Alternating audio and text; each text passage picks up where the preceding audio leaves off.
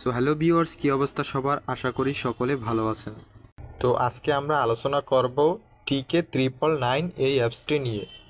So আজকে আপনাদেরকে দেখাবো এই অ্যাপস থেকে আপনারা কিভাবে উইথড্র নেবেন এবং কিভাবে উইথড্র সেটআপটি করবেন। সো ভিডিওটি কোনো রকম স্কিপ করবেন না, কারণ স্কিপ করলে আপনি ভিডিও থেকে কোনো রকম কিছু বুঝতে পারবেন না। সো ফার্স্ট অফ অল আমরা অ্যাপটির উপর একটি ক্লিক করব, দেন আমাদের 2 সেকেন্ড এখান থেকে লোডিং নেবে।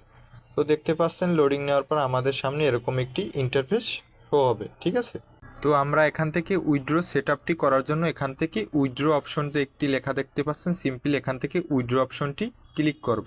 তো আপনার এখান থেকে অ্যামাউন্ট নেওয়ার জন্য একটি ওয়ালেট সেটআপ করতে হবে। তো তার জন্য এখান থেকে এই যে লাল প্লাস অপশন আছে, সিম্পলি এই প্লাস অপশনে একটি ক্লিক করবেন।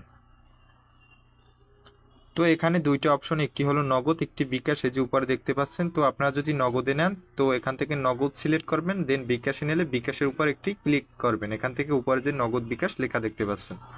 তো তারপর এখান থেকে যে খালি করে একটি ফার্স্ট অফ অল অপশন দেখতে পাচ্ছেন, এখান থেকে আপনার একটি নাম দিয়ে দেবেন।